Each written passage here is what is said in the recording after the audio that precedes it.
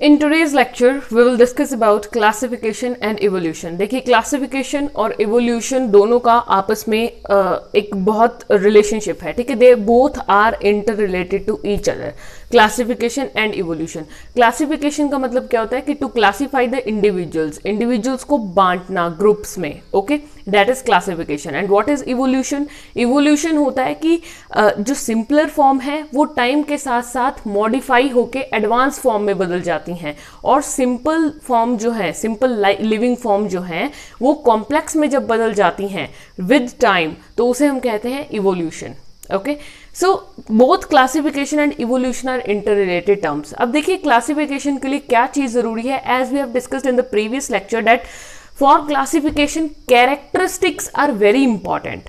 आप किस चीज के बेसिस पर क्लासिफिकेशन करोगे, तो वो है characteristics. And what are characteristics? Particular function और पर्टिकुलर फीचर किसी चीज का, उसे हम कहते हैं कैरेक्टरिस्टिक. ओके, एंड हमने बहुत सारे पढ़े थे, जैसे न्यूक्लियस एक कैरेक्टरिस्टिक हो सकता है, बॉडी डिजाइन हो सकता है, and different. Okay, but body design is considered as one of the main characteristic to classify an individual either as a bacteria, plant, animal. ठीक है, आप देखते ही मतलब कह सकते हो कि ये इंडिविजुअल इस कैटेगरी में आना चाहिए. न्यूक्लियस तो बहुत माइक्रोस्कोपिक लेवल की बात हो गई ना, लेकिन अगर आपको सिंपली कहना है तो बॉडी डिजाइन एक सबसे इंपॉर्टेंट कैरेक्टरिस्टिक है that once you see then you can identify कि yes this individual belong to this class और दिस स्पीशीज.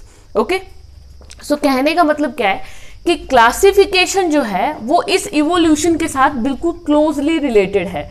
ये दोनों को एग्जिस्ट करते हैं. ठीक है, देखिए कैरेक्टरिस्टिक्स बेसिकली क्या होते हैं कि जो अर्लियर कैरेक्टरिस्टिक थे, जो पुराने टाइम पर कैरेक्टरिस्टिक थे, वो ज्यादा क्या बोल सकते हो आपकी ज्यादा बेसिक थे देन द लेटर वन. ठीक है, मतलब बेस क्या था? देखिए बोलते हैं ना कि जो परंपराएं चलती आ रही हैं उनका आज भी पालन करो. मतलब कहने का मतलब कहीं ना कहीं पुरानी चीजें ही बेस बनाती हैं. ओके, एंड न्यू वन जो एडवांस वन है वो क्या होती है, वो मॉडिफाई हो रही है विद टाइम. ठीक है, अब देखिए क्या हो रहा है कि that earlier are more basic than later one. Okay, now classification is closely related to evolution. इस स्टेटमेंट का मतलब क्या है कि जो पुरानी स्पीशीज हैं हम किससे सीखते हैं, जो नई स्पीशीज है वो किसको अपना आधार मानती हैं. ऑब्वियसली पुरानी स्पीशीज को अपना आधार मानती है और पुरानी चीजों से ही हम सीखते हैं. सो यहां पर जो इवोल्यूशन है वो हमें क्या सबक देती है? देखिए इवोल्यूशन का मतलब है कि पहले आप अगर इवोल्यूशन ह्यूमन का स्टडी करेंगे तो हमारा पोस्चर कैसा था? बिल्कुल एक जानवर, एक बंदर की तरह पोस्चर था, मंकी की तरह था. ठीक है, सो मंकी की तरह हम जो अपने हैंड्स है वो जमीन पर होते थे, मीन्स 4 टांगे ही समझ लीजिए आप. ठीक है, तो विद टाइम क्या हुआ, थोड़े खड़े हुए, फिर थोड़े खड़े, एंड देन सडनली हमारा बिल्कुल अपराइट स्ट्रेट पोस्चर हमने अचीव किया. तो ये भी एक इवोल्यूशन है, ह्यूमन इवोल्यूशन है. Now what is evolution? Exact definition, it is the development of the life forms over thousands of years from simpler to more advanced form.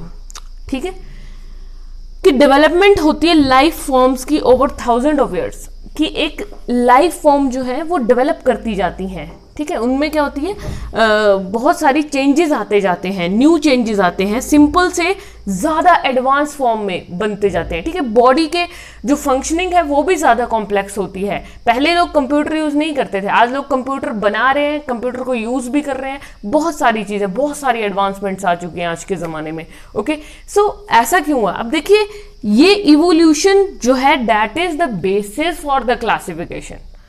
इस evolution के बेसिस पर ही क्लासिफिकेशन हुई. अब जैसे ह्यूमन बींग्स हैं तो human beings की भी क्लासिफिकेशन है कि ये इतनी पुरानी स्पीशीज है, तो कुछ जैसे होमो हैबिलिस है, होमो सैपियंस आज प्रेजेंट की स्पीशीज है, तो दोनों में डिफरेंस है.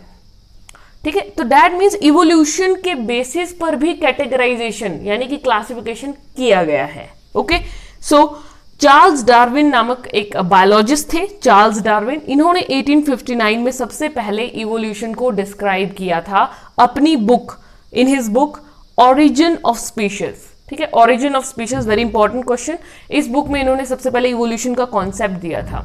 तो ultimately what is the conclusion that which species is more complex, कौन सी स्पीशीज ज्यादा कॉम्प्लेक्स हुई? ऑब्वियसली जो ओल्डर वन है वो तो हुई सिंपल, और जो यंगर वन है वो ज्यादा कॉम्प्लेक्स हुई, क्योंकि अब आपको पता है कि आज के जमाने में ही ज्यादा एडवांसमेंट है। पुराने टाइम में इतनी ज्यादा एडवांसमेंट्स नहीं थी, इतने ज्यादा टूल्स नहीं थे, ठीक है। लोग कैसे पत्थर को रगड़ कर आपस में टकरा कर आग जलाते थे, लेकिन आज क्या है, बहुत सारे सोर्सेज हैं फायर प्रोड्यूस करने के, फायर एक्सटिंग्विश करने के। Okay, there are so many sources.